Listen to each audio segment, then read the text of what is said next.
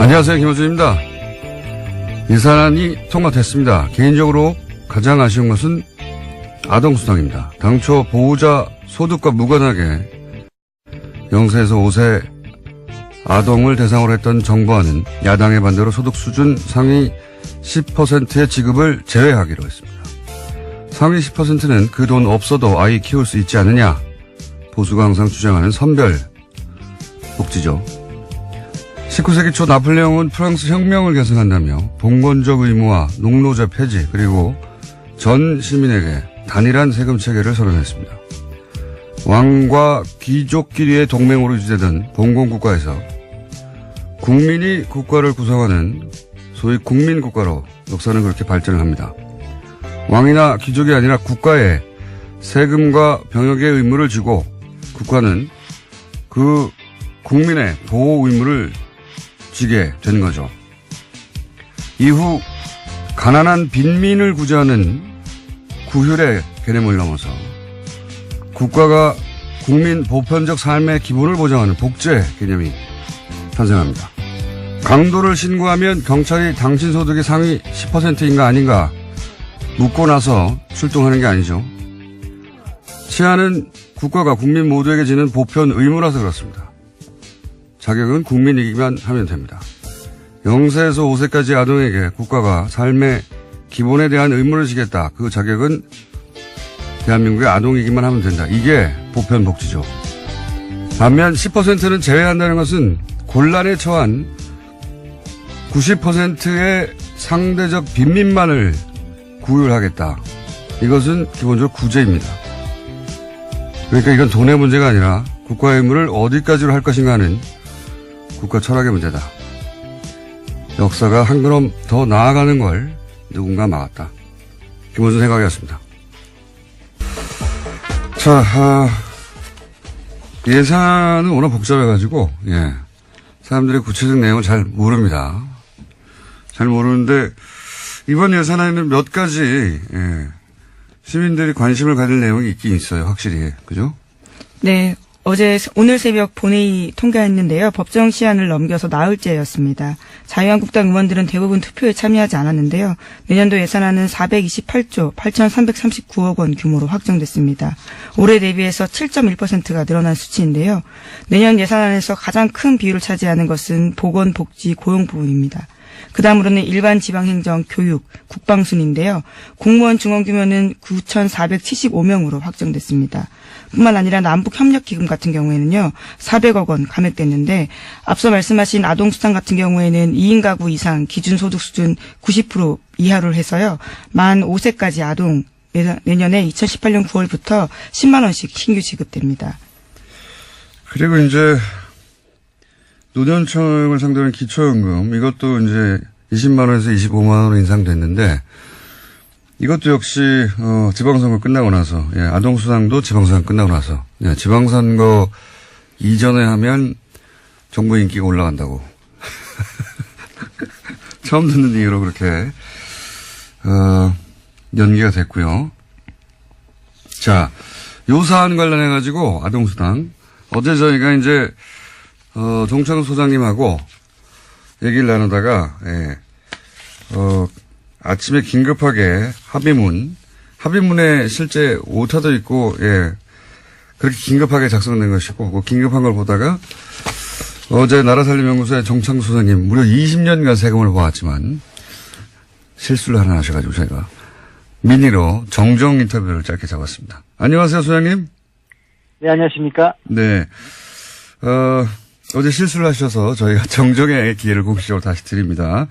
어제 이제, 2인이라는 표현만 짧게 등장해가지고 이게 둘째 아이부터 주는 게 아닌가, 이렇게 말씀하셨다가 방송 끝나자마자 정정을 하셨는데, 그 내용 다시 한번 구체적으로 정리해 주십시오. 정확하게 워딩은 2인 가족 소득 기준인데, 네. 이 소득이란 말이 이제 조금, 제가 잘못 판단을 해가지고 아마 제가 실수를 한 것 같고요. 네. 그러니까 아이는 첫째 아이부터 지급이 되는데 네네. 보호자가 2인 이상 가고 이렇게 이걸 의미하는 겁니까? 아이가 있어야 3인이 될 테니까. 그렇죠. 이제 또 부모가 한 사람일 수도 있고 뭐 그러니까 예. 소득 기준이 2인 가족 기준이라는 거고요. 아, 소득 기준이 2인가족 기준이다. 예. 네. 그런데 이제 여기에 또 거기에 여러 가지 얽힌 문제가 많이 돼서 어제 복지부 공무원하고도 통화를 했는데요. 예. 구체적으로 좀 설명해 주죠. 어떻게 된다는 겁니까? 예산은 반 정도 줄어드는 건 사실이고요. 아, 예산을, 그래서 그렇게 또 생각하셨군요. 예산이 반으로 줄었으니까, 1인에서 2인으로 만든 거, 첫 번째 아이에서 두 번째 아이까지로 이렇게 확대해버린 거구나. 이렇게 연결해서 생각하신 거군요. 이게 10% 줄고 기간이 줄고 뭐 이렇게 갖고 반을 줄였는데. 소장님 너무 많이 알면 그렇게 됩니다.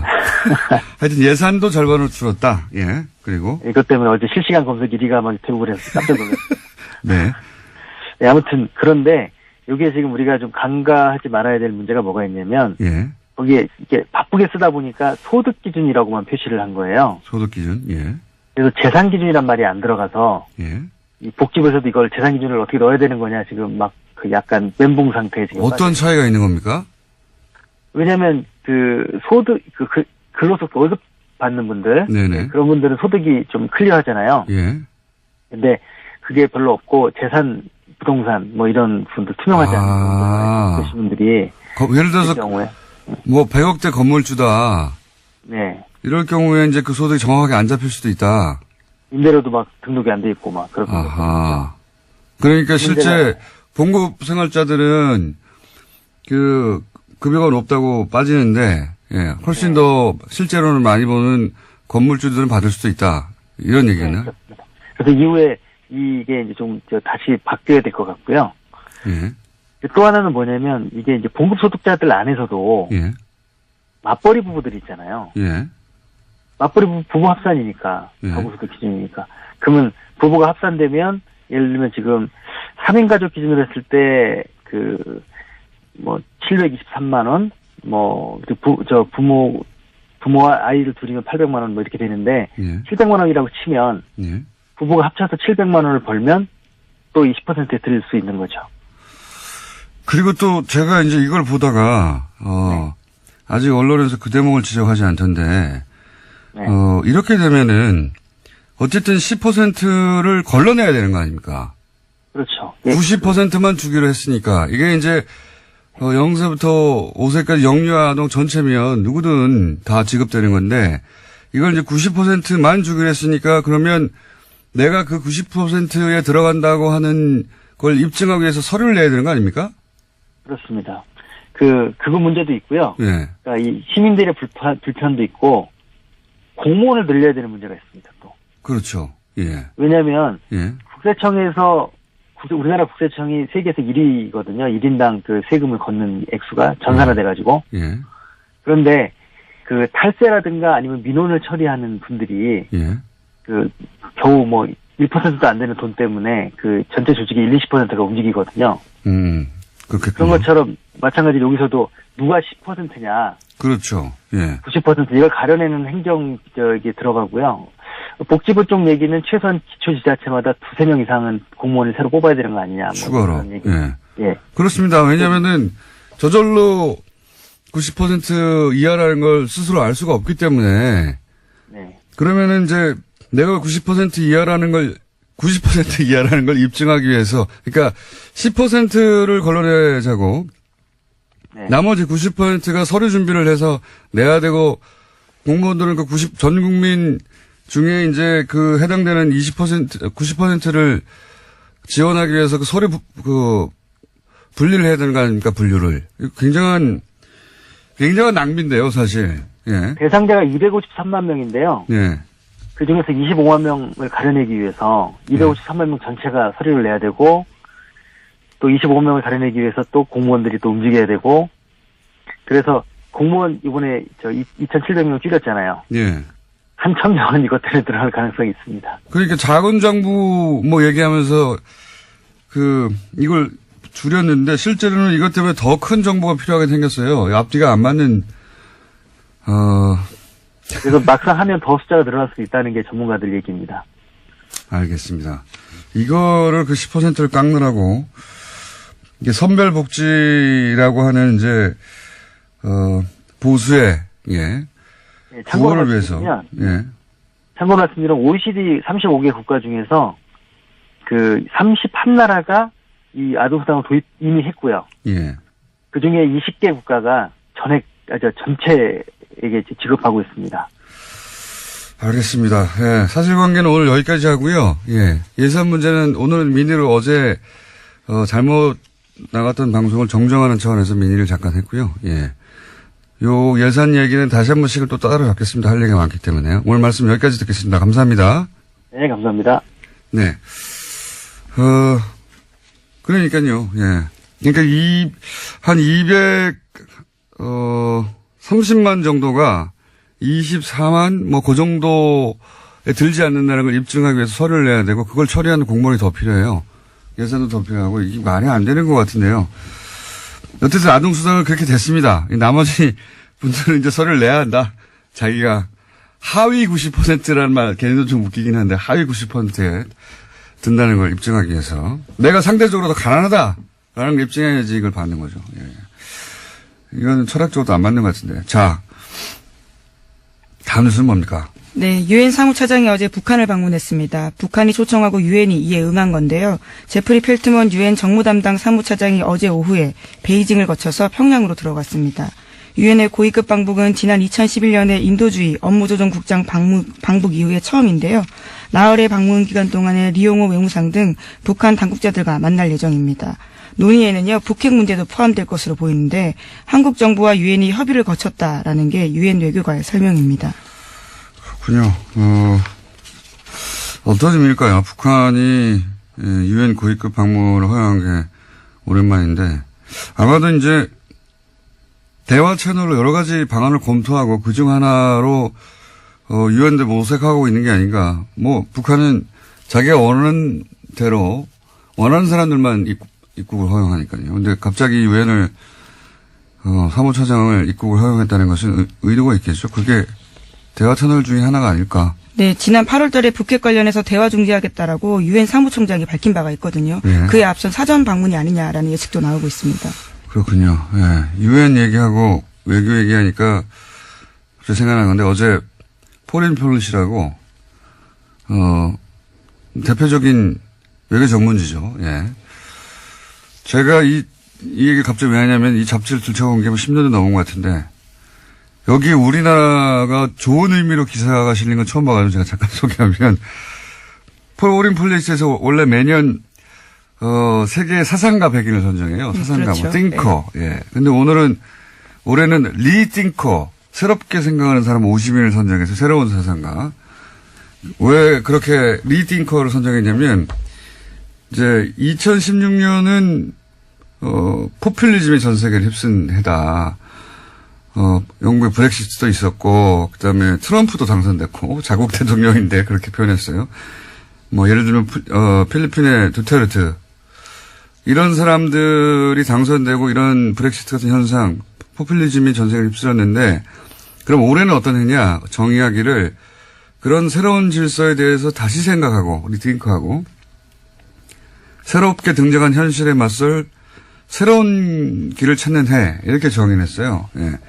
그래서 전 세계적으로 이런 새로운 시대에 새로운 철학을 제시한 각 분야 리더, 50일 선정, 뭐 이런 거거든요. 나름 권위 있는 겁니다. 여기에 등장하면. 네. 근데 거기서 문재인 대통령이 선정됐는데, 전 세계 대통령 중엔 딱 2사람 되고, 나머지는, 뭐, 변호사나, 뭐, 코미디언이나 기업가 각 분야 리더들인데, 대통령 중에는 프랑스 마크롱하고 문재인 대통령이 선정됐어요. 근데 여기서 재밌는 것이, 첫 문장이 재밌습니다. 선정 이후로, 문재인 대통령이 5월 당선됐을 때보다 더 어려운 상황에 처하는 신임 대통령은 없다. 뭐 이러면서.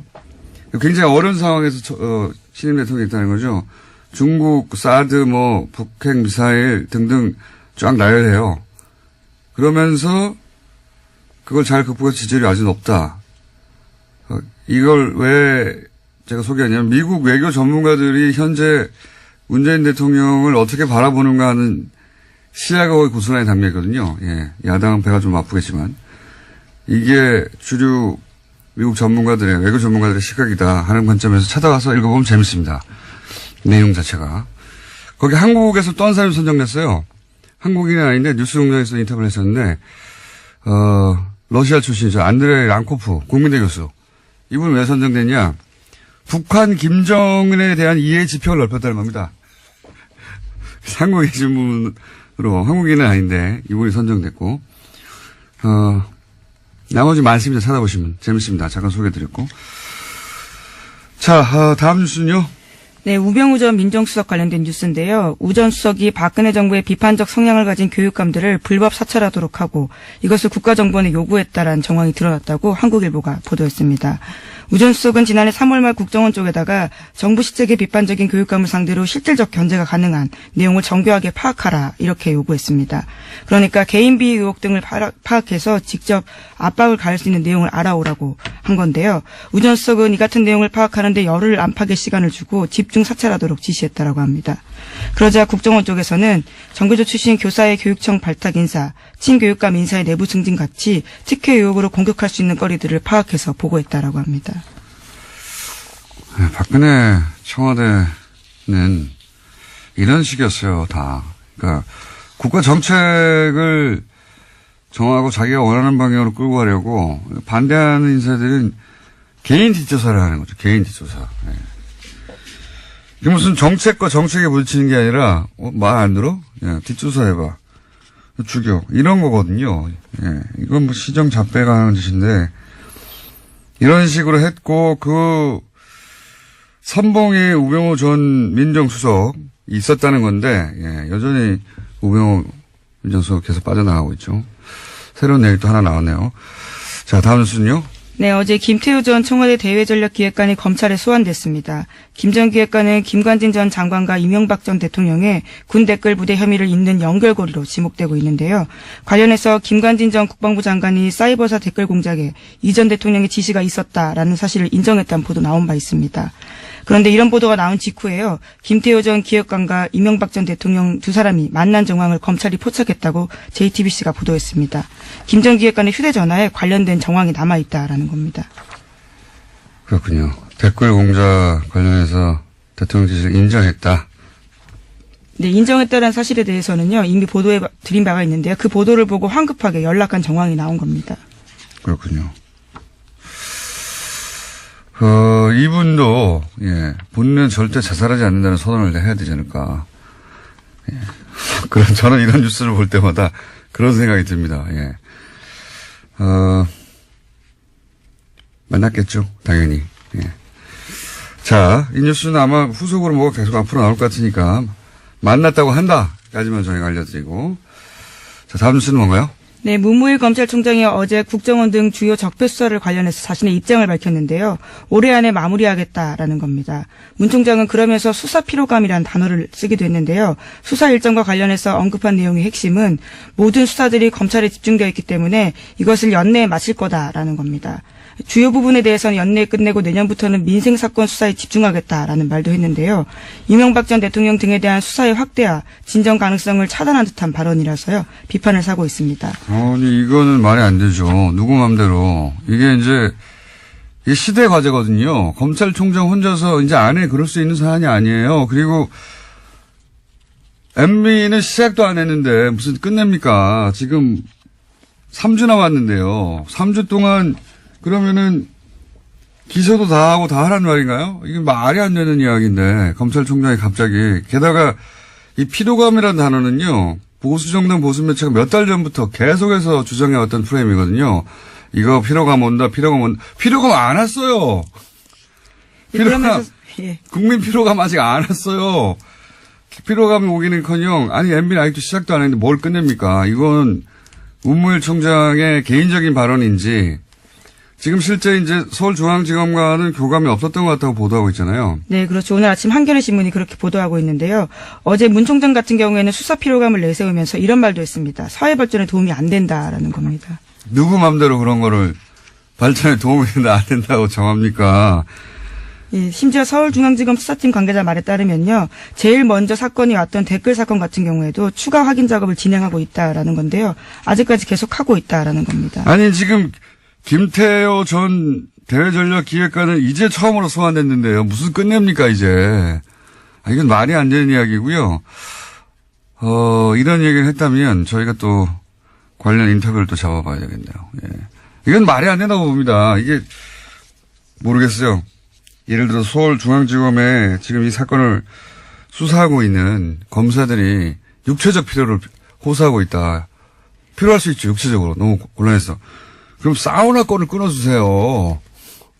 갑자기 무슨 사회적 피로감을 얘기합니까? 국민들한테 여론조사 했나요? 네, 심지어 수사팀 내부에서도요. 문 총장도 특별수사가 전공인데 시일 정해두고 수사할 수 없다는 거 너무 잘 알고 있는데 이런 말을 왜 하냐라는 이야기가 나오고 있다고 합니다. 뭐 보수정당이나 이쪽에서 예를 들어서 문물 총장에게 이거 너무한 거 아니야? 사회적 피로감이. 이런 이야기를 했을 수도 있고 거기에 립 서비스를 했는지는 모르겠어요. 그렇다면 뭐 이해가는데 뭐 그것도 이해할 건 아니죠. 왜 립 서비스를 합니까? 정말로 이렇게 생각하는 거라면 이건 저희가 여론조사도 하고 필요하십니까? 하는 여론조사도 하고 그것도 발표하고 그리고 이게 왜 여기서 뭐 조치는 안 되는지 계속 인터뷰도 하고 전 총장들도 인터뷰하고 해야 될 것 같습니다. 자, 시간이 거의 다 됐네요. 예, 제목만 체크하고 넘어가죠. 네, 박근혜 정부 블랙리스트와 관련해서 항소심이 진행 중인데요. 어제 이와 관련해서 의미 있는 진술이 나왔습니다. 30년 가까이 예술 지원 업무를 담당한 실무자가 법정에 나와서 한 말인데요. 전두환 노태우 시절에도 이런 적은 없었다라는 겁니다. 그 시절도 뭐 말도 안 되는 시절이긴 했는데 그때하고 비교하는 건 그렇게 말도 안 되는 시절에도 적어도 이런 식으로 블랙리스트를 작성해서 이 사람은 빼. 네, 껌껌이 이렇게 한 적은 없다라는 겁니다. 그렇다는 얘기죠. 예. 박근혜 정부는 보면요. 그러니까 이 군사정권 시절에는 최소한의 이 단어밖에 들어맞지가 않겠네요. 최소한의 가오라는 게 있었거든요. 그 군사정권 시절에. 그렇게까지는 내가 대통령이 안 한다. 근데 박근혜 정부 시절에는 그게 없어요. 이 세월호 사고 났는데 시술을 한다든가 사람에 대한 연민이나 애정, 예의, 기본적으로 그게 없는 것 같습니다, 문제는. 예. 자, 그 외에도 소개할 기사가 있는데 오늘 시간을 너무 많이 잡아서 미니 때문에 오늘 여기까지 하고 나머지 못한 건 내일 하죠. 예. 네, 그러시죠. 피로감이 아니고 필요감을 느낍니다. 필요감. 매우. 필요하다라는 의미시죠. 여기까지. 네. 시사인의 김은지였습니다. 감사합니다. 자유한국당 원내대표 경선이 일주일 남았습니다. 예. 현재 구도가 친홍, 친박, 그리고 중립, 이렇게 3파전이라고 하는데요. 오늘은 중립지대 후보가 당선되어야 한다고 주장하시는 나경원 의원을 스튜디오에 직접 모셨습니다. 안녕하세요. 네, 안녕하세요. 이 음악, 외나무 다리. 우리, 예. 지난번 예전 서울시장 선거 때. 예. 원수는 외나무 다리에서 만나는데, 예. 아시는 분은 아시겠지만, 의원님과 제가 오랜 구원이 좀 있습니다. 예, 원수, 외나무 다리. 다른 이야기 하기 전에, 그동안 제가 미웠다, 안 미웠다? 단답형으로? 아니, 당연히 미웠죠. 네, 미웠다. 예. 네. 그 미웠던 얘기는 다음 기회에 따로 하기로 하고, 예. 오늘은 자유한국당 원내대표 경선 이야기만 하기로 하겠습니다. 자. 외나무 다리 시그널 마음에 드십니까? 제가 막 웃긴 했는데요. 갑자기 옛날 생각이 나는데. 네, 제가 다 잊어버렸는데. 다 잊어버렸는데, 사실은. 예. 네. 잊어버리셨을 리가 있나요? 잘못하신 줄 아시는군요. 글쎄요. 자, 오늘은 손님 오셨으니까, 예. 그 이야기는 다음 기회에. 현재 당내 경선 구도가 친홍, 친박, 중립 이렇게 3파전이 맞긴 맞습니까? 예, 그렇습니다. 네. 이제 후보들이 속속 출마 선언을 하고요. 오늘은 그 중립 후보 단일화를 위한 토론회를 합니다. 그래서 오늘 토론회하고 오늘 내일 이틀 여론조사를 해서 내일 단일 후보 발표하기로 했습니다. 중립 후보라면 이주영, 조경태, 한선교 의원 이렇게. 예, 그렇습니다. 예, 세 분. 근데 예. 그 단일화를 의원님이 주선 혹은 제안하신 거라면서요? 그렇게 언론에 보도됐던데. 예. 그러니까 사실 이제 저는 처음부터 이번 원내대표 선거는 개파 대리전이 돼서는 안 된다고 생각을 했거든요. 가장 중요한 핵심이 이제 이 당이 안 그래도 힘이 없는데 정말 진정으로 통합이 되어야지 문재인 정부의 힘이 없긴 없습니까? 예, 느끼십니까? 어제도 저희 사실은 좀 이제는 너무 무시하는 것 같아요, 저희를 사실은. 그리고 사실은 어제는요, 신종 날치기입니다. 국회의장이 어제 예산안을, 예. 처리를 사실 이제 저희가 의총하는 사이에 국회를 열어서 표결에 붙였거든요. 근데 아시다시피, 우리가 그저께 그 원내대표 3명이 합의한 것은요, 잠정 합의안입니다. 반드시 원내대표들이 합의한 것은 의총에서 추인을 받아야지 이 제대로 효력을 발생하는 건데요. 이 저희 의총에서 추인받지 못했다는 것을 분명히 얘기했음에도 불구하고 이 정세균 의장께서 여야 원내대표들이 다시 한번 얘기해봐라. 뭐 이런 시간도 주지 않고. 열몇 시간 드리지 않나요? 어제 아니, 다시 한번 불러서 정세균 원내대표가 그런 걸 이렇게 주선한 다음에 표결에 붙였어야 되는데, 뭐 예정된 시간을 넘겼다는 이유만으로 그냥 표결에 붙인 것은 정말 국회의장으로서 이것은 우리 정세균 의장님 제가 좋아하거든요. 의회주의자다라고 생각하는데 정말 어제는 굉장히 실망스러웠고요. 이런 식으로 국회 운영을 하면 결국은 뭐 116명 있는 그러니까 거대가 아니라 일당, 제1야당을 완전히 무시하는 것이고 이것은 협치? 뭐 이거에 전혀 반하는 것이다. 이렇게 생각합니다. 알겠습니다. 화가 나신 것 같고 협치는 거꾸로 이제 자유한국당도 안 하고 있는 걸로 좀. 예. 찬성해 주는 건 하나도 없잖아요, 또. 찬성해 드리는 것도 있죠. 어떤 게 있습니까?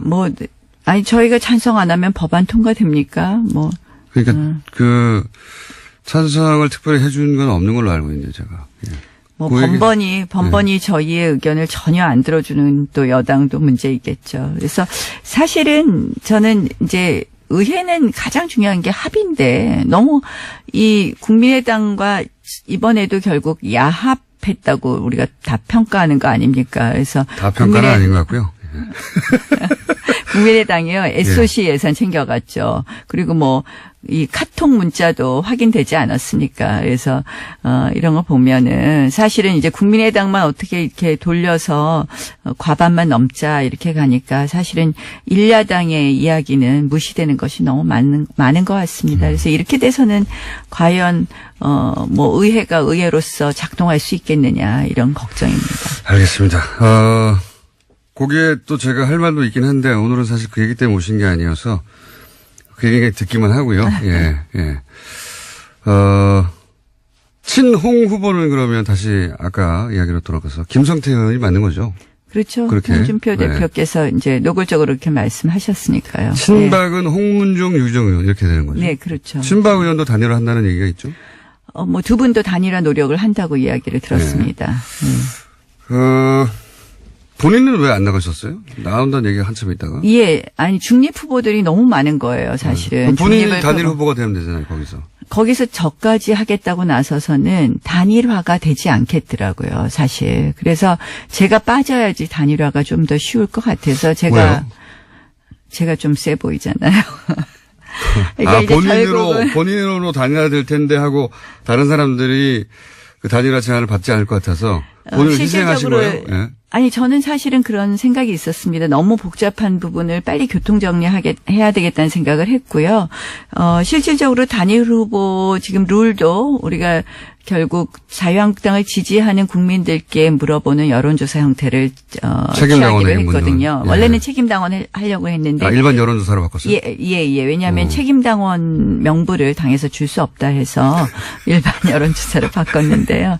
이제 그런 예가 없답니다. 당 내에서도 무시당하고 있는 것 같은데, 그런 중립 후보들이.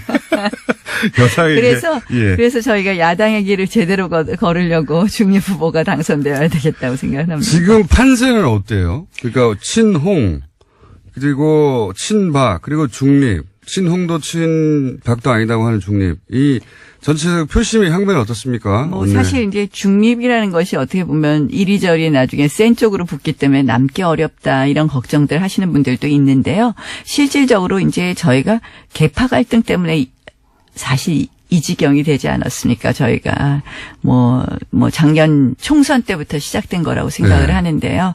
그래서 계파 갈등이 굉장히 염증을 내는 의원들이 많이 있습니다. 그래서 저는 중립이 확대될 것이라고 생각을 하고 그런 흐름이 있다 이렇게 말씀드릴 수 있습니다. 확대될 거라는 건 아직은 아직 그러면 1위는 친홍 후보인 김성태 의원이 가장 유력한 상황입니까, 판세는? 그러니까 지금 저 제일 불량 유권자가 국회의원이라는 거 아시죠? 네. 예. 어떤 의미에서? 그러니까 저 원내대표 선거를 하고 나면 모든 후보들이 예, 다 본인 다 찍는다고 그러니까요. 이렇게 예. 얘기하는 거 아닙니까? 각 후보자들이 나와서 계산한 표를 계산하면 국회의원 총수를 넘어가요, 항상. 예. 국회의원 총수 곱하기 후보자 수. 예, 그렇게 되는데요. 그래서, 친박 후보와 이 친홍 후보는 지금 그 아주 핵심 계파로 묶여있는 몇 명, 이게 이게 숫자가 나오지 그럼 않습니까? 100으로 나눴으면 친홍은 몇 쯤 됩니까, 현재? 저는 판세를. 한 35에서 40은 친홍으로 그러니까 친홍으로 묶을 수 있다고 묶을 수 봅니다. 있다. 예. 그리고 친박은? 친박도 뭐 30표 내외 정도를 지금까지 그럼 남아 있는 둘이 합치면 70인데요. 예. 그럼 중립이 30밖에 안 되는 거 아닙니까? 그렇게 계산하면. 116표입니다, 저희가. 아, 그렇죠. 네. 근데 이제 저희가 숫자로, 퍼센티지가 아니라 숫자로. 그런데 네. 저희가 과반을 넘어야 되거든요. 그래서 1차 투표에서 과반을 넘지 못하면 2차 투표로 가게 되어 있습니다. 그래서 2차 투표를 노리시는 거군요, 지금. 예, 결국은 1차 투표에 1위를 못 하더라도 2차 투표에서 1위가 되면 당선이 될 수 있거든요. 예를 들어서 김성태 의원이 1차 투표에서 과반을 넘기지 못한 1위를 하고 그리고 2, 3위를 친박과 중립 후보가 했어요. 그러면 친박과 중립 후보가 단일화를 합니까 또? 단일화를 단일화할 하는 필요가 것이 없죠. 아니라 지금 2위가 돼. 예, 그렇죠. 그러니까 예를 들어서 중립에 있으면 예. 어느 쪽이 1등을 하든 네. 저희가 2등만 해도 떨어진 쪽이 저희를 찍게 되어 있는 거죠. 아, 그렇게 보시는 거군요. 네, 예. 거꾸로 예를 들어 친박이 2위를 했어요. 그러면 중립은 친박을 밉니까? 친홍을 밉니까? 그랬을 때는 중립은 나눠진다고 봅니다. 각각 나라 개인 자산상 나눌 것이다. 그럼 어떻게 될지 모르고. 그러면 2위가 결국은 목표네요. 홍준표 사당화가 더 문제냐, 친박의 부활이 더 문제냐에 대해서 어느 쪽이 더 고민을 한다고 생각을 합니다. 저는 사실은 이 친박의 부활도 굉장히 문제인데, 뭐 사실 뭐 서청원, 최경환 의원에 대해서 어제 뭐 홍준표 당대표께서도 소멸되는 과정이다 이런 표현을 쓰셨거든요. 그래서 그런 면에서는 지금의 권력인 홍준표 대표의 사당화 이 부분에 대해 더 큰 문제 아닌가 이렇게 친박은 생각합니다. 어차피 소멸되어 가는 과정인데 친홍이 더 문제다. 그런데 네. 홍준표 대표가 왜 이렇게 문제죠? 왜 절대 안 된다고 생각하십니까? 굉장히 장점도 있으시지만 예. 사실은 외연 확대에 있어서 상당히 문제가 있다고 생각을 합니다. 홍준표 대표의 문제입니까? 아니면 김성태 후보 개인 자질의 문제입니까? 저는 홍준표 대표의 문제를 말씀드립니다. 김성태 후보의 개인 자질은 문제가 없나요? 뭐 그 부분은 각자 의원들마다 성향이 다를 거라고 생각을 합니다. 의원님 생각이 보시기에는요? 저희가 이제 원내대표가 어제 보면 저희가 전략과 전술에서 다 실패했다. 치밀함에서 부족했다. 이런, 지적들을 많이 하고 어제 있습니다. 예산안 예산안 처리 과정에서. 결국은 원내대표가 샤우팅만 해도 안 되고 그렇다고 새님처럼 앉아서 계산만 해도 안 된다고 생각을 하거든요. 두 캐릭터를, 그러니까 정말 치밀함과 또 돌파력과 이러한 것을 다 가져야 된다고 생각을 하는데요. 사실 이제 나온다고 하시는 분들 어느 한 분, 둘 다 가진 사람이 없다. 문제가 되는 사람이 없다고도 볼 수 있고 모두들 또 미흡하다고 볼 수 있는 김성태 부분도 의원은 있다고 어느 쪽이 생각합니다. 부족합니까? 뭐 김성태 의원하고 친하다고 자꾸 물어보시면 아니, 저희가 제가 이제 자주 나오니까. 김성태 의원에 대해서 뭐라고 얘기하면 다른 후보들이 또 화를 낼 수도 있고. 좋은 점 빼고 예. 나쁜 점만 얘기해 보세요, 그러면. 아니 그러면 이제 나쁜 것만 기사되잖아요. 김성태 의원은 좋지 않습니까? 친홍 후보가 타격을 입는 건 좋지 않습니까? 뭐 이 정도 하죠. 중립 근데 문제가 있긴 있군요. 보시기에. 아니 뭐 김성태 의원은 이제 뭐 이 돌파력은 있으나 있다. 머리가 없다. 샤우팅은 강하시죠. 네.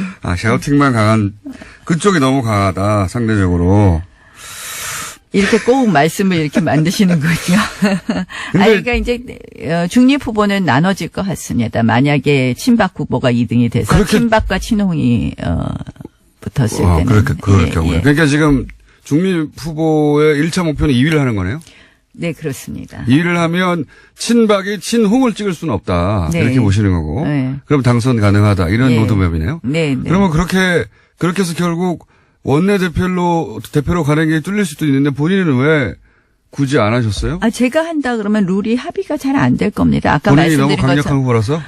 그러니까 이 뭐 다른 면에서 강력한 게 아니라 제가 늘 이제 뭐 여론조사 같은 거 하면 제가 그래도 잘 나오는 편이니까. 왜 웃으십니까? 예, 제가 10년 전에 직접 인터뷰한 적이 있었는데. 네, 맞습니다. 그때는 네. 친했어요. 그때는 이렇게까지 뻔뻔하지 않았거든요. 근데 의원실 있을 때 인터뷰할 땐 잘해주시던데 인터뷰 내용은 뭐 별로 그때도 우호적이지 않으시던데 뭐 그 정도는 기사로 나온 거는. 우호적인 게였습니다. 그 정도. 알겠습니다. 그 이유를 생각해 보세요. 서울시장 선거 때. 자, 그 얘기 나중에 하고요. 홍준표 대표의 사당화가 문제다. 이런 주장도 하셨는데, 뭐, 네, 사당화가. 그렇습니다.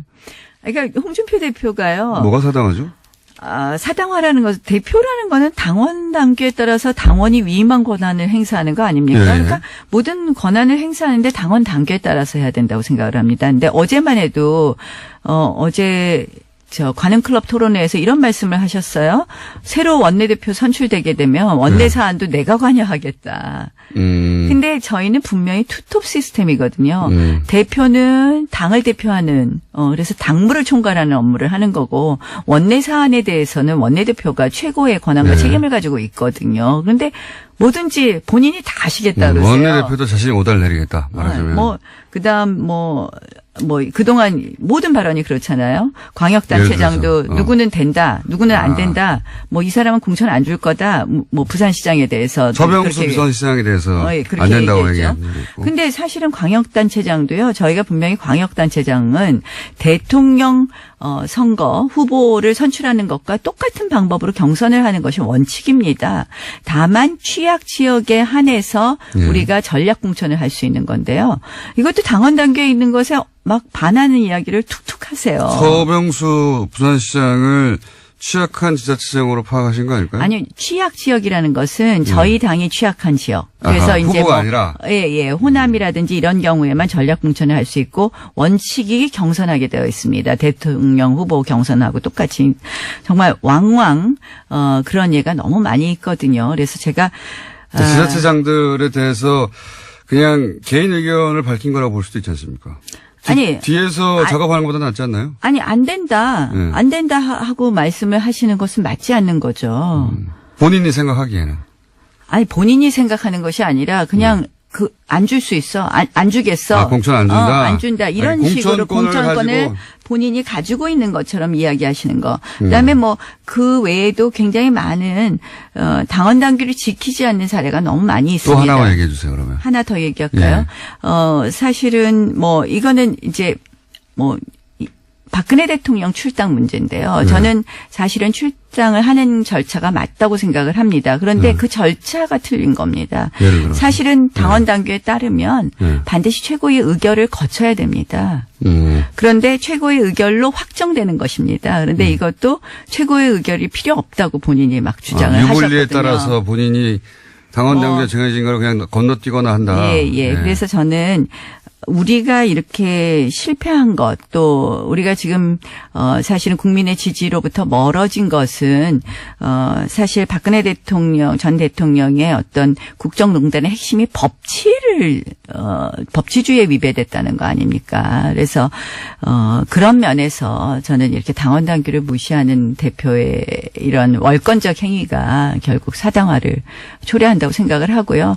최근에 이제 당무감사 같은 거 보면 또 마찬가지거든요. 사실 당무감사해서 현역 국회의원을 당협위원장에서 내쫓는 예는 여태까지 정당 사상에 거의 찾아볼 수가 없거든요. 굉장히 계획적인 거 아닙니까? 현역이라 하더라도 위원장이 쫓아낼 수 있다. 굉장히 계획적인 거 아니에요? 그러니까 줄 세우는 거죠, 한마디로. 그걸 줄 세우는 거라고. 줄 세우는 거죠. 그러니까 그 말도 일리는 있네요. 줄 세우는 겁니다. 그래서 저는 제일 나쁜 것이 줄 세우는 거라고 생각을 합니다. 워낙 홍준표 대표가 당내에 줄이 없어서 그런 거 아니에요? 세력이?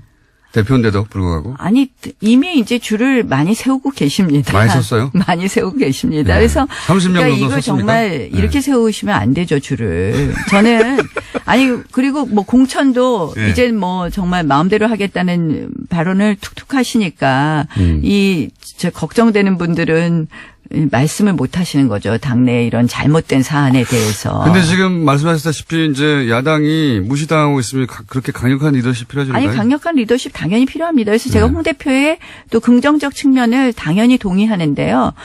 이것이 20%를 못 넘기는 거죠. 그런 결국은 언행과 좀 더 보수 가치의 핵심 중에 저는 법치라고 생각을 하고요. 판사 출신이시니까 또. 네, 그렇습니다. 저는 네. 굉장히 중요하다고 생각합니다. 그래서 이러한 부분 제대로 지키지 않고 있고, 그러니까 보수는 사실은 유능하다, 신뢰할 수 있다, 그다음에 일관성이 있다, 예측이 가능하다 이래야 되는데 이러한 부분을 지금 깡그리 무시하는 쪽으로만 가시고 계시거든요. 그래서 사실은 이런 부분에 있어서 아쉬운 부분이 있습니다. 알겠습니다. 벌써 시간이 다 됐어요. 이렇게 시간이 빨리 지나갑니다. 저희 방송에 나오시면 2분, 3분밖에 안 남았는데 나오신 김에 제가 궁금했던 거 현 정세에 관한 이야기를 길게는 못하겠고 단답형으로 몇 가지 여쭤볼게요. 네. 예. 바른정당과 국민의당은 통합한다 못한다? 못한다. 못한다. 국민의당 호남계는 분당한다 안 한다? 당분간 분당 안 한다. 하지만 할 수 있다. 네. 유승민 대표, 안철수 대표는 차기 대선 후보로 살아남는다 못 남는다? 못 남는다. 두 사람 다? 네, 못 남는다고 생각합니다. 못 남았으면 좋겠다? 아니, 못 남는다고 생각합니다. 못 남는다. 유승민과 안철수 한 사람만 선택하라면 유승민이다 안철수다? 어떤 면에서 한 사람을? 그러니까 뭐 예를 들어서- 살아남는 사람 아니면 뭐 살아남고 그 이후에 예를 들어서 연대할 수 있고 뭐 연대할 수 있는 사람은 유승민 대표죠. 살아남는 사람은요? 살아남는 사람은 가능성으로 따지면 안철수 대표가 좀 더 높다고. 좀 더 높다. 하지만 결국은 둘 다 못 살아남는다. 네. 못 살아남았으면 좋겠다는 마음도 조금 담겨 있다. 아니 이제 우리 작년에 JP 총재 만났는데 안철수 대표에 대해서 참 뭐 다 좋은데 정치 경력이 짧아서 이러시더라고요. 그게 딱 느껴지는 부분이 있었습니다. 못 살아남았으면 좋겠다는 마음이 조금은 담겨 있다? 없다. 아니 그 마음을 안 실어도 당연히 못 살아남습니다. 근데 담겨 있다 없다. 뭐 안철수 대표에 대해서는 제가 크게 그렇게 생각하는 바가 없습니다. 유승민 대표에 대해서는 라이벌일 수 있으니까 좀 담겨 있다. 아니 두 분 다. 담겨 있다. 두 분 다 어차피 못 살아남을 것 같은데 뭐 담겨 그건 전망이고 본인의 마음이 담겨 있다 없다. 전 마음은 전혀 관심 없습니다. 매우 담겨 있는 것으로 그럼. 문재인과 홍준표 중에 누가 더 밉다? 현재 기준으로는? 현재 기준으로는 지금 이제 사당하게 얘기했으니까 홍준표 대표가 더 밉다고 얘기해야 될 것 같지만 문재인 대통령 요새 좀 지나치십니다. 네. 홍준표 대표도 만만치 않게 밉다. 이 정도로 할까요, 그럼? 그래도 저는 야당 의원입니다. 제가 40초인데 질문 많은데 몇 가지 추려야 되겠네요. 네. 문재인 지지율이 이렇게 높게 유지되는 이유 한 가지만 꼽자면? 국민 소통. 자유한국당 지지율이 못 올라가는 이유 한 가지만 꼽자면? 우리 김어준 공장장이 우리 편 안 들어줘서. 언론 환경이 좋지 않다는 것도 한마디 드리고요. 뉴스 공장 하나 있어요. 나경원은 대선 후보로 나선다 안 나선다? 지금 생각 없다. 지금은 안 하지만 결국은 나선다 안 나선다? 언젠가는 나선다. 오늘 여기까지 하고요. 좀 자주 오시죠. 그동안 한 번도 안 불러주셨습니다. 나경원 의원이었습니다. 안녕하세요. 김호준입니다. 예산안이 통과됐습니다. 개인적으로 가장 아쉬운 것은 아동수당입니다. 당초 보호자 소득과 무관하게 0세에서 5세 아동을 대상으로 했던 정부안은 야당의 반대로 소득 수준 상위 10%의 지급을 제외하기로 했습니다. 상위 10%는 그 돈 없어도 아이 키울 수 있지 않느냐. 보수가 항상 주장하는 선별 복지죠. 19세기 초 나폴레옹은 프랑스 혁명을 개선한다며 봉건적 의무와 농노제 폐지 그리고 전 시민에게 단일한 세금 체계를 선언했습니다. 왕과 귀족끼리의 동맹으로 유지되던 봉건국가에서 국민이 국가를 구성하는 소위 국민국가로 역사는 그렇게 발전을 합니다. 왕이나 귀족이 아니라 국가에 세금과 병역의 의무를 지고 국가는 그 국민의 보호 의무를 지게 된 거죠. 이후 가난한 빈민을 구제하는 구휼의 개념을 넘어서 국가가 국민 보편적 삶의 기본을 보장하는 복제 개념이 탄생합니다. 강도를 신고하면 경찰이 당신 소득의 상위 10%인가 아닌가 묻고 나서 출동하는 게 아니죠. 치안은 국가가 국민 모두에게 지는 보편 의무라서 그렇습니다. 자격은 국민이기만 하면 됩니다. 0세에서 5세까지 아동에게 국가가 삶의 기본에 대한 의무를 지겠다. 그 자격은 대한민국의 아동이기만 하면 된다. 이게 보편 복지죠. 반면 10%는 제외한다는 것은 곤란에 처한 90%의 상대적 빈민만을 구휼하겠다. 이것은 기본적으로 구제입니다.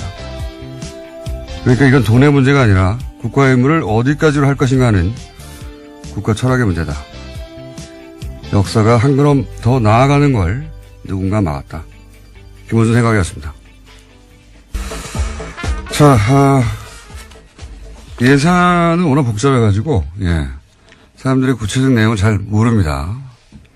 잘 모르는데, 이번 예산에는 몇 가지, 예. 시민들이 관심을 가질 내용이 있긴 있어요, 확실히. 그죠? 네. 오늘 새벽 본회의 통과했는데요. 법정 시한을 넘겨서 나흘째였습니다. 예산 문제는 오늘 민의로 어제, 잘못 나갔던 방송을 정정하는 차원에서 민의를 잠깐 했고요. 예. 요 예산 얘기는 다시 한 번씩을 또 따로 잡겠습니다. 할 얘기가 많기 때문에요. 오늘 말씀 여기까지 듣겠습니다. 감사합니다. 네, 감사합니다. 네. 그러니까요. 예. 그러니까 한 30만 정도가 24만 뭐 그 정도에 들지 않는다는 걸 입증하기 위해서 서류를 내야 되고 그걸 처리하는 공무원이 더 필요해요. 예산도 더 필요하고 이게 말이 안 되는 것 같은데요. 어쨌든 아동수당은 그렇게 됐습니다. 나머지 분들은 이제 서류를 내야 한다. 자기가 하위 90%라는 말, 걔네도 좀 웃기긴 한데 하위 90%에 든다는 걸 입증하기 위해서 내가 상대적으로 더 가난하다라는 걸 입증해야지 이걸 받는 거죠. 예. 이건 철학적으로도 안 맞는 것 같은데. 자, 다음 뉴스는 뭡니까? 네, 유엔 사무차장이 어제 북한을 방문했습니다. 북한이 초청하고 유엔이 이에 응한 건데요. 제프리 펠트먼 유엔 정무 담당 사무차장이 어제 오후에 베이징을 거쳐서 평양으로 들어갔습니다. 유엔의 고위급 방북은 지난 2011년에 인도주의 업무조정국장 방북 이후에 처음인데요. 나흘의 방문 기간 동안에 리용호 외무상 등 북한 당국자들과 만날 예정입니다. 논의에는요, 북핵 문제도 포함될 것으로 보이는데 한국 정부와 유엔이 협의를 거쳤다라는 게 유엔 외교관의 설명입니다. 그렇군요. 어떤 의미일까요? 북한이 유엔 고위급 방문을 허용한 게 오랜만인데 아마도 이제 대화 채널로 여러 가지 방안을 검토하고 그중 하나로 유엔도 모색하고 있는 게 아닌가. 뭐 북한은 자기가 원하는 대로 원하는 사람들만 입국을 허용하니까요. 근데 갑자기 유엔을 사무처장을 입국을 허용했다는 것은 의도가 있겠죠. 그게 대화 채널 중에 하나가 아닐까. 네, 지난 8월 달에 북핵 관련해서 대화 중지하겠다라고 유엔 사무총장이 밝힌 바가 있거든요. 네. 그에 앞선 사전 방문이 아니냐라는 예측도 나오고 있습니다. 그렇군요. 예. 유엔 얘기하고 외교 얘기하니까 갑자기 생각난 건데 어제 포린 폴리시라고 대표적인 외교 전문지죠. 예. 제가 이 얘기 갑자기 왜 하냐면 이 잡지를 들춰본 게 10년도 넘은 것 같은데 여기 우리나라가 좋은 의미로 기사가 실린 건 처음 봐가지고 제가 잠깐 소개하면 내가 그 90%에 들어간다고 하는 걸 입증하기 위해서 서류를 내야 되는 거 아닙니까? 그렇습니다. 그거 문제도 있고요. 예. 그러니까 이 시민들의 불편도 있고 공무원을 늘려야 되는 문제가 있습니다. 또. 그렇죠. 예. 왜냐하면 예. 국세청에서 우리나라 국세청이 세계에서 1위거든요. 1인당 그 세금을 걷는 액수가 전산화돼가지고. 예.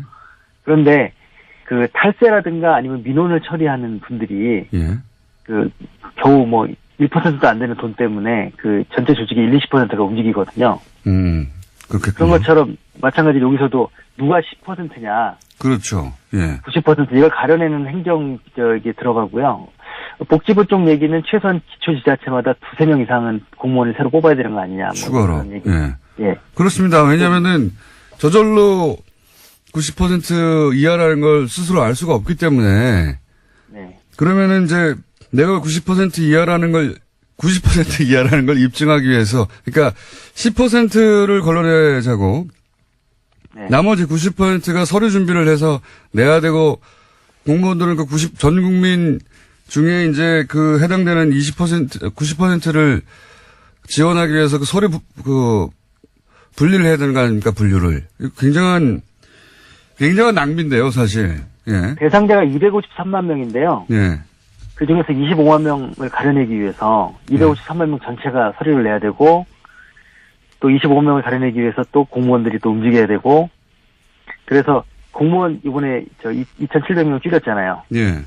한 1,000명은 이것 때문에 들어갈 가능성이 있습니다. 그러니까 자원정부 얘기하면서 이걸 줄였는데 실제로는 이것 때문에 더 큰 정보가 필요하게 생겼어요. 앞뒤가 안 맞는 그래서 막상 하면 더 숫자가 늘어날 수 있다는 게 전문가들 얘기입니다. 알겠습니다. 이거를 10%를 깎느라고 이게 선별복지라고 하는 이제 보수의 구호를 위해서 참고 말씀드리면 OECD 35개 국가 중에서 31나라가 이 아동수당을 이미 했고요. 예. 그 중에 20개 국가가 전체에게 지급하고 있습니다. 알겠습니다. 예. 사실관계는 오늘 여기까지 하고요. 예. 그런데 이제 여기에 또 거기에 여러 가지 얽힌 문제가 많이 돼서 어제 복지부 공무원하고도 통화를 했는데요. 예. 구체적으로 좀 설명해 주시죠. 어떻게 된다는 겁니까? 예산은 반 정도 줄어드는 건 사실이고요. 그래서 그렇게 또 생각하셨군요. 예산이 반으로 줄었으니까 1인에서 2인으로 만든 거, 첫 번째에서 두 번째 아이까지로 이렇게 확대해버린 거구나. 이렇게 연결해서 생각하신 거군요. 이게 10% 줄고 기간이 줄고 이렇게 해갖고 반을 줄였는데. 소장님 너무 많이 알면 그렇게 됩니다. 하여튼 예산도 절반으로 줄었다. 예. 그리고. 이것 때문에 어제 실시간 검색 1위가 막 되고 그래서 깜짝 놀랐어요. 네. 네, 아무튼 그런데 여기에 지금 우리가 좀 간과하지 말아야 될 문제가 뭐가 있냐면. 예. 거기에 이렇게 바쁘게 쓰다 보니까 소득 기준이라고만 표시를 한 거예요. 소득 기준. 예. 그래서 재산 기준이란 말이 안 들어가서. 예. 이 복지부에서도 이걸 재산 기준을 어떻게 넣어야 되는 거냐 지금 막 약간 멘붕 상태에 지금. 어떤 차이가 있는 겁니까? 왜냐면 소득 근로소득 월급 받는 분들. 네네. 그런 분들은 소득이 좀 클리어하잖아요. 예. 근데 그게 별로 없고 재산 부동산 이런 분들 투명하지 않은 분들이 예를 들어서 경우에 100억대 건물주다. 네. 이럴 경우에 이제 그 소득이 정확하게 안 잡힐 수도 있다. 임대료도 막 등록이 안 돼 있고 막 그렇게. 아하. 그러니까 실제 봉급 생활자들은 급여가 높다고 빠지는데, 예, 훨씬 더 실제로는 많이 버는 건물주들은 받을 수도 있다. 이런 얘기겠네. 네, 그래서 이후에 이게 이제 좀 다시 바뀌어야 될 것 같고요. 예. 또 하나는 뭐냐면 이게 이제 봉급 소득자들 안에서도 예. 맞벌이 부부들이 있잖아요. 예. 맞벌이 부부 합산이니까 예. 가구소득 기준이니까. 그러면 부부가 합산되면 예를 들면 지금 3인 가족 기준으로 했을 때 723만 원, 부모와 아이를 둘이면 800만 원 이렇게 되는데 예. 700만 원이라고 치면 예. 부부가 합쳐서 700만 원을 벌면 또 20%에 드릴 수 있는 거죠. 그리고 또 제가 이제 이걸 보다가 아직 언론에서 그 대목을 지적하지 않던데 네. 이렇게 되면은 어쨌든 10%를 걸러내야 되는 거 아닙니까? 그렇죠. 90%만 주기로 했으니까 이게 이제 0세부터 5세까지 영유아 아동 전체면 누구든 다 지급되는 건데 이걸 이제 90%만 주기로 했으니까 그러면 자유한국당 의원들은 대부분 투표에 참여하지 않았는데요. 내년도 예산안은 428조 8,339억 원 규모로 확정됐습니다. 올해 대비해서 7.1%가 늘어난 수치인데요. 내년 예산안에서 가장 큰 비율을 차지하는 것은 보건, 복지, 고용 부분입니다. 그 다음으로는 일반 지방행정, 교육, 국방 순인데요. 공무원 중원 규모는 9,475명으로 확정됐습니다. 뿐만 아니라 남북협력기금 같은 경우에는요. 400억 원 감액됐는데 앞서 말씀하신 아동수당 같은 경우에는 2인 가구 이상 기준소득 수준 90% 이하로 해서요. 만 5세까지 아동 내년에 2018년 9월부터 10만 원씩 신규 지급됩니다. 그리고 이제 노년층을 상대로 한 기초연금 이것도 이제 20만 원에서 25만 원으로 인상됐는데 이것도 역시 지방선거 끝나고 나서 아동수당도 지방선거 끝나고 나서 지방선거 이전에 하면 정부 인기가 올라간다고 처음 듣는 얘기로 그렇게 연기가 됐고요. 자, 요 사안 관련해가지고 아동수당. 어제 저희가 이제, 정창 소장님하고 얘기를 나누다가, 예, 아침에 긴급하게 합의문에 실제 오타도 있고, 예, 그렇게 긴급하게 작성된 것이고, 그 긴급한 걸 보다가 어제 나라살림연구소의 정창 소장님 무려 20년간 세금을 모았지만 실수를 하나 하셔가지고 저희가 미니로 정정 인터뷰를 짧게 잡았습니다. 안녕하세요, 소장님. 네, 안녕하십니까? 네. 어제 실수를 하셔서 저희가 정정의 기회를 공식적으로 다시 드립니다. 어제 이제, 2인이라는 표현만 짧게 등장해가지고 이게 둘째 아이부터 주는 게 아닌가, 예, 이렇게 말씀하셨다가 방송 끝나자마자 정정을 하셨는데, 그 내용 다시 한번 구체적으로 정리해 주십시오. 정확하게 워딩은 2인 가족 소득 기준인데, 네. 예, 이 소득이란 말이 이제 조금, 제가 잘못 판단을 해가지고 아마 제가 실수를 한 것 같고요. 네. 그러니까 아이는 첫째 아이부터 지급이 되는데, 네. 보호자가 2인 이상 가고 이걸 의미하는 겁니까? 아이가 있어야 3인이 될 테니까. 아, 그렇죠. 이제 네. 또 부모가 한 사람일 수도 있고 그러니까 네. 소득 기준이 2인 가족 기준이라는 거고요. 아, 소득 기준이 2인 가족 기준이다. 예. 네.